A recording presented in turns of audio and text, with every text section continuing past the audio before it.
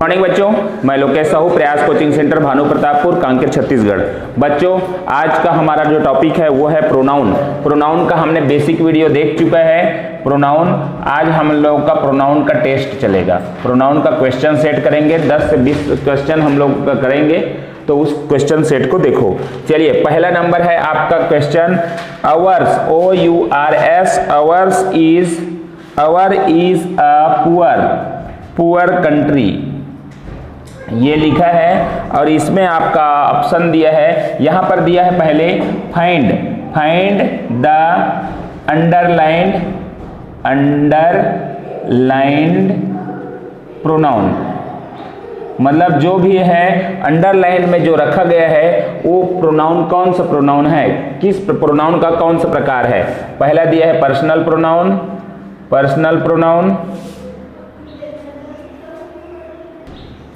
तो ये हो गया personal pronoun, relative pronoun, demonstrative, distributive pronoun. तो ये अवर्स जो है अंडरलाइन में दिया जो गया है उसको आपको प्रोनाउन पहचानना है, कौन सा प्रोनाउन है, जल्दी से बताएं। तो आपका आंसर होगा personal pronoun. Question number 2, question number दूसरा देखते हैं। सेकंड नंबर क्वेश्चन है, something is better than nothing. ये हमारे पास ये वर्ड है, something is better than nothing. Find the type of pronoun of underline word. तो अंडरलाइन वर्ड में जो दिया है, अंडरलाइन में जो रखा गया है वो कौन सा प्रोनाउन है, ये हमको दिया है। रिलेटिव है, रिफ्लेक्सिव है, इंडिफिनाइट है, डिस्ट्रीब्यूटिव है। तो देखिए यहाँ पर समथिंग कहाँ पर आता है, तो समथिंग हमारा एक ठो आता है अनिश्चित, है ना। Something is better than nothing, तो अनिश्चयवाचक जो सर्वनाम होता है उसमें होता है, तो ये हो गया इंडिफिनाइट प्रोनाउन। तो देखिए, either of the two roads goes to school, find the pronoun of underline word. तो ये अंडरलाइन वर्ड में है, तो हमारा प्रोनाउन है 7 प्रकार के प्रोनाउन में आइदर, इज, नाइदर जैसे शब्द जो आते हैं वो आते हैं डिस्ट्रीब्यूटिव प्रोनाउन में। तो ये जो दिया है वो क्या होगा, डिस्ट्रीब्यूटिव प्रोनाउन होगा। नेक्स्ट क्वेश्चन, ये चौथा number question, he gave me mangoes. तो यहाँ पर क्या आएगा प्रोनाउन, यहाँ पर डॉट हो गया, एक वाक्य ये है, तो ये क्या आएगा, ये राइप, मतलब ये आम के बारे में है, या राइप मतलब पके हुए होता है ना, पके हुए, ठीक है। तो क्या आएगा, तो यहाँ पर आपको जानना है, ये जो है नाउन जो है ना, क्या दिया हुआ है, मैंगोज दिया है, मतलब प्लुरल दिया हुआ है। क्या दिया हुआ है, प्लुरल। नाउन क्या है, प्लुरल है, तो आपका प्रोनाउन भी उसमें प्लुरल होगा, प्लुरल प्रोनाउन। तो देखो यहाँ पर आई, वी और यू है ना, ये तो सब सिंगुलर है, देख रहे हो। प्लुरल में एक ही है जो दे, वे के लिए शब्द होता है ना। आई मतलब मैं, वी मतलब हम, और यू मतलब तुम या आप, ठीक है। तो दे जो है प्लुरल है, तो इसका प्लुरल क्या लग जाएगा, यहाँ पर लग जाएगा, वो होगा दे लगेगा, ठीक है। नाउन देखो यहाँ पर प्लुरल है, तो वर्ब प्रोनाउन भी प्लुरल होगा, ठीक है। ऑप्शन नंबर डी करेक्ट है ना। चलिए देखिए पांचवा number question, each and every student is honest in work. तो देखिए यहाँ पर हर, हिज, मी, दे है। तो यहाँ पर हमको एक समझने वाली बात ये है कि देखो ईच एंड एवरी स्टूडेंट बोला गया है, मतलब ये क्या है, सिंगुलर है, रहने के लिए सिंगुलर है, लेकिन हमको क्या है, कंफ्यूजन है। क्या है, कंफ्यूजन है कि ये लड़की है कि लड़का है। यहाँ पर क्या है, लड़की गर्ल्स है ना, या तो हम इसको बोल सकते हैं मैस्कुलाइन जेंडर है या फेमिनाइन जेंडर है ना। क्या करेंगे, हमको कंफ्यूज है ना, तो जब भी कंफ्यूजन वाली बात आए तो उसको हमको हमेशा मैस्कुलाइन मान के करना है। ये एक पॉइंट लिख लो, है ना, हमेशा उसको पुरुष मान के ही इस्तेमाल करना है। और जब ये सिंगुलर है, ये सिंगुलर हो गया ना, सिंगुलर हो गया तो वर्ब सिंगुलर लगेगा, यहाँ भी मिस्टेक नहीं है, ये सही है। वर्ब हमेशा सिंगुलर नाउन के साथ, सिंगुलर नाउन के साथ आपका सिंगुलर वर्ब होता है, ये है। हम देखे थे ना, प्लुरल नाउन के साथ प्लुरल वर्ब भी लगता है, तो यहाँ सिंगुलर नाउन के साथ सिंगुलर वर्ब लगा। और यहाँ पर कभी भी इसमें क्या आएगा, आपका पुरुष मान के इस्तेमाल करना है, तो ये हो जाएगा हिज, ठीक है। हिज आपका correct word. Each and every student is honest in his work, ठीक है। चलिए एवरी, छठवां number question, every man and women must do dash duty. His, her, its, their. तो इसमें क्या होता है, जब दो सिंगुलर नाउन एंड से जुड़े हों, देखिए ये भी सिंगुलर है, ये भी सिंगुलर है और दोनों एंड से जुड़ा है, ठीक है। तो नियम है जब दो सिंगुलर नाउन, मैं नहीं लिख रहा हूं, जब दो सिंगुलर नाउन एंड से जुड़ा है तो उसके पहले या यूरी, ईच या यूरी के पहले एक में एक यूरी या इस से जुड़ा है। देखो ये दो सिंगुलर नाउन है और एंड से दोनों जुड़े हैं और एक के पहले या तो यूरी आए या तो ईच आए, ठीक है। एक के पहले ईच या यूरी आए तो प्रोनाउन जो होगा वो प्लूरल होगा।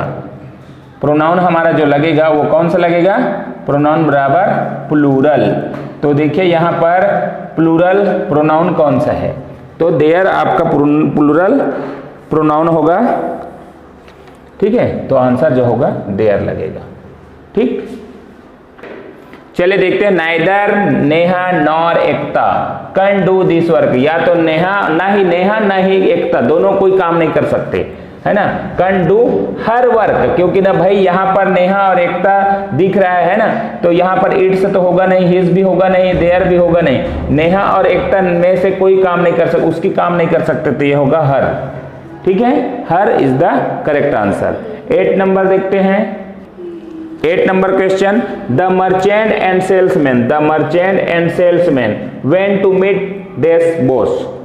तो हिज, इट्स, हर। हमको ये पता करना है कि ये द मर्चेंट है, व्यापारी है, और सेल्समैन दोनों एक ही व्यक्ति है या अलग अलग? एक ही व्यक्ति है। देखिए ये कैसे पता चला, इनमें से सिर्फ एक के पहले द लगा है ना, तो मर्चेंट ही सेल्समैन है।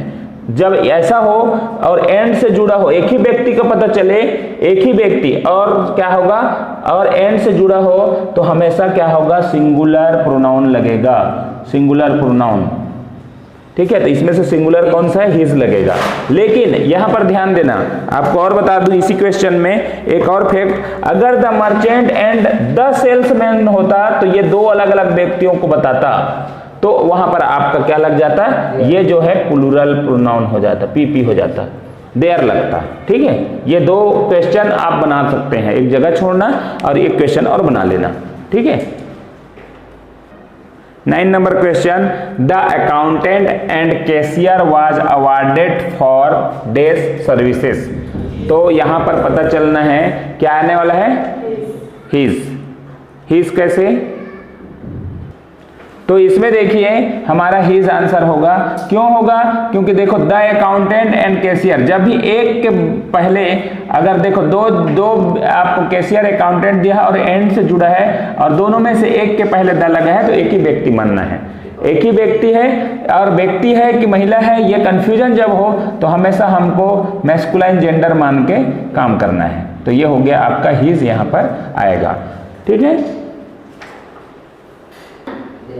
देखिए यहां पर 10 number, the jury has given dash verdict. इसका मतलब होता है मत, होता है मत, ठीक है।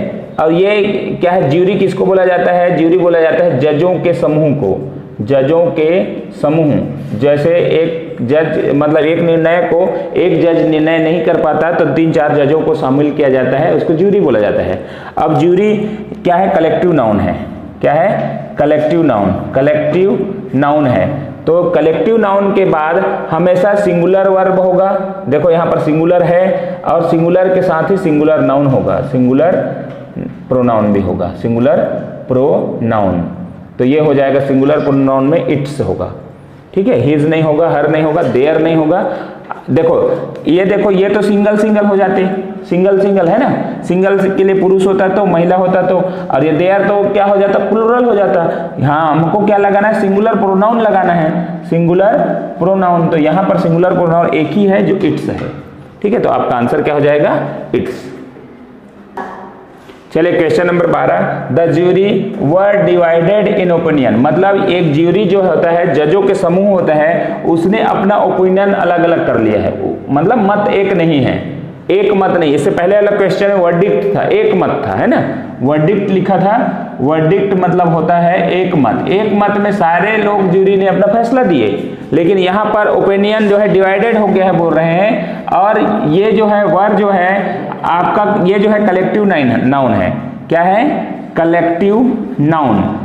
अब कलेक्टिव नाउन के बाद जो भी जिस तरीका से आपका वर्ब लगेगा उसी तरीका से आपका क्या होगा, प्रोनाउन भी लगेगा। तो ये जो है वर्ब जो है आपका क्या है, प्लूरल है, प्लूरल वर्ब है। तो आपका अब इसमें हमारा क्या बनेगा, प्लूरल नाउन प्रोनाउन बनेगा, प्लूरल प्रोनाउन।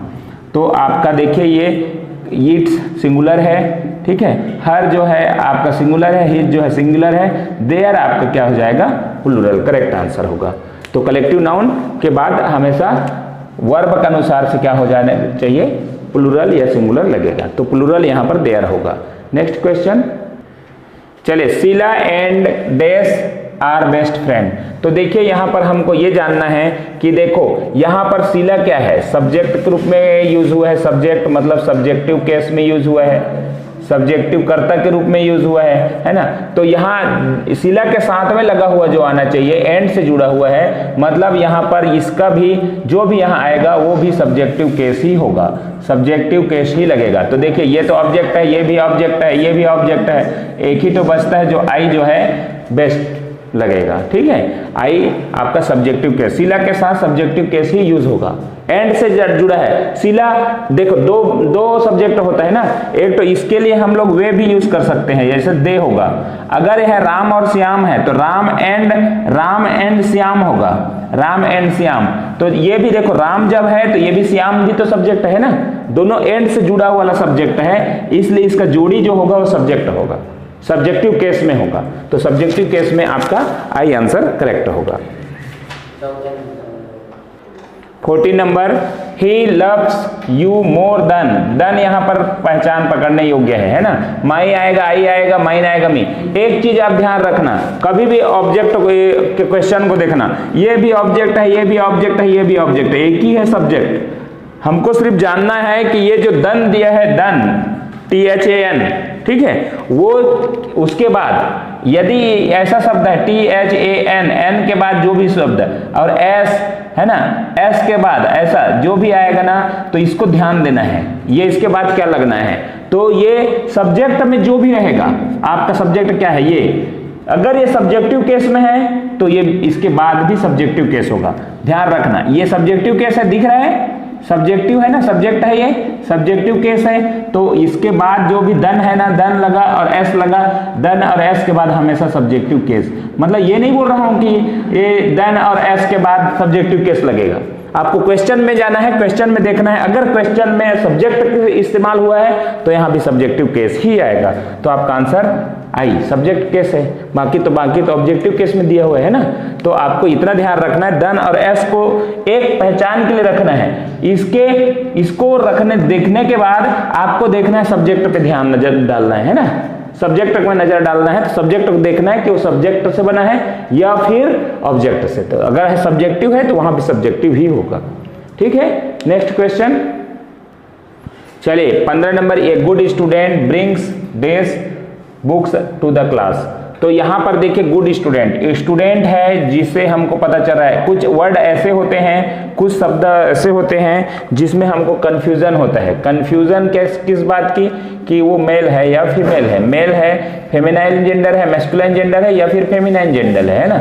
इसमें देख, जैसे कि है स्टूडेंट के बाद है आपका पर्सन, मान लो दिया है पर्सन से शब्द बना है, या फिर डॉक्टर दिया है डॉक्टर, या फिर एडवोकेट दिया है एडवोकेट, या फिर क्या दिया है साइंटिस्ट दिया है। तो ऐसे जो शब्द ऐसे इस्तेमाल हुआ है तो उससे पता नहीं चलता है कि वो फेमिनाइन है या फिर मेस्कुलाइन। तो हमेशा ऑलवेज हमको क्या समझना है, ऑलवेज समझना है उसको मेस्कुलाइन मानकर ही इसको हल करना है, मेस्कुलाइन। तो यहाँ पर देखिए ये तो नहीं है, ये तो प्लूरल है, ये भी सिंगुलर है, और ये जो है मेस्कुलाइन है, तो हिज यहाँ पर आंसर करेक्ट होगा। यहाँ पर क्या आ जाएगा, his correct answer. Next question, चलिए, days is 5 o'clock, I he they it is 5 o'clock हम हमेशा यूज करते हैं ना, जब भी क्लॉक को बोलने के लिए इट इज, तो ये इट इज तो आ गया, बाकी कोई आएगा नहीं। लेकिन जैसे कि और है नेचुरल घटना, हमारे क्या हो गया, नेचुरल घटना है, घटना या इंसिडेंट, नेचुरल घटना, जैसे कि है सीजन, क्या होगा सीजन, वेदर, ठीक है, अर्थक्वेक,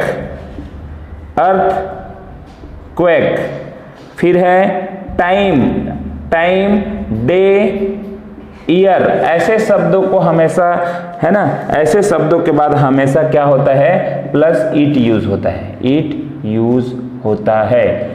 तो ये आपका नियम है। नेचुरल, प्राकृतिक घटना, है ना, सीजन, जो भी रहे, सीजन, वेदर, कुछ भी लिखा रहे, अर्थक्वेक हो गया, टाइम, डे, ईयर। तो यहाँ पर टाइम से संबंधित बातें था, तो इससे पहले हमेशा क्या होगा, इट यूज होगा। ये आपका आंसर होगा। ठीक है, तो आपका आंसर करेक्ट होगा डी, इट करेक्ट आंसर होगा। Next question, 17 number question, dash is a chair. तो हमको बोलने के हिसाब से इट इज अ चेयर आ जाएगा, आंसर इट होगा। लेकिन हमको क्या है, इसका नियम जानना है। निर्जीव, निर्जीव वस्तुओं के लिए क्या होता है, हमेशा इट यूज होता है, निर्जीव वस्तुओं के लिए। तो ये आंसर हो जाएगा इट यूज होगा। ठीक है, निर्जीव वस्तुओं के लिए इट हो जाएगा। जैसे कि आपका फिर से एक तो कर सकते हैं, इट इज अ पेन, ये निर्जीव है, तो इसके पहले हमारा क्या हो गया, इट यूज होगा। 18 number, the child was playing with dash toys. तो प्रोनाउंसिएशन के अनुसार से आप कर सकते हैं, her toy, their toy, his toy, its toy. तो आपका आंसर इट आएगा, इट्स टॉय। इसमें एक फैक्ट ये जान ले कि यदि चाइल्ड है, बेबी, बेबी दिया है, चाइल्ड, चाइल्ड है ना, बेबी, जिसका ना जेंडर का पता ना हो, जिसका जेंडर का पता ना हो, पता ना हो, तो वहां हम इट यूज करेंगे, इट यूज। तो ये इट्स होगा। ठीक है, जेंडर देखो यहाँ चाइल्ड है जिसका जेंडर का पता नहीं चलता है यहाँ पर, है ना, लेकिन यहाँ पर हम इसको क्या करेंगे, छोटे बच्चे हैं तो यहाँ पर क्या करेंगे हम लोग, इट, वहां पर्सन, इट लगेगा।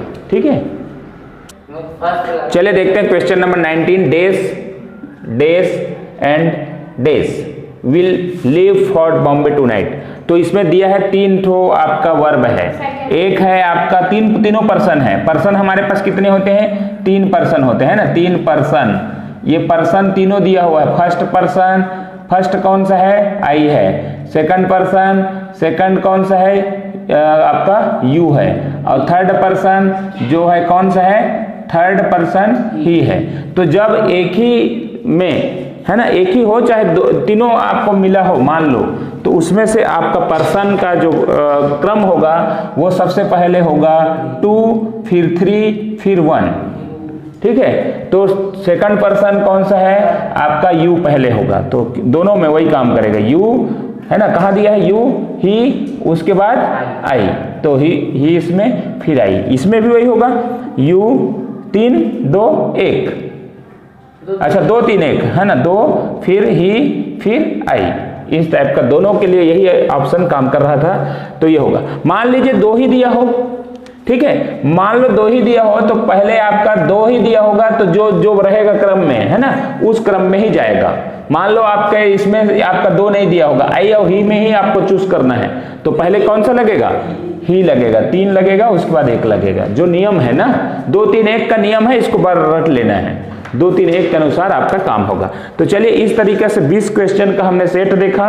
20 क्वेश्चन में आपने बहुत अच्छा प्रोनाउन का जो है आपको समझ में आया होगा कि किस तरह का क्वेश्चन पूछता है प्रोनाउन में, है ना। अब देखेंगे हम लोगों का और जो होगा पार्ट 2, इसी का ऑब्जेक्टिव लाएंगे, तो इसके बाद लाएंगे। आपको पहले इसको नोट्स बनाना है, प्रैक्टिस करना है। इसमें 10 कम से कम 20 क्वेश्चन में आपको 15 नियम, 15 रूल पता चला है। तो 15 रूल में से एक रूल अगर आ गया, आपके पेपर बन जाएगा। तो चलिए आपने इसको नोट्स बनाना है, और वीडियो को अंत तक देखने के लिए धन्यवाद।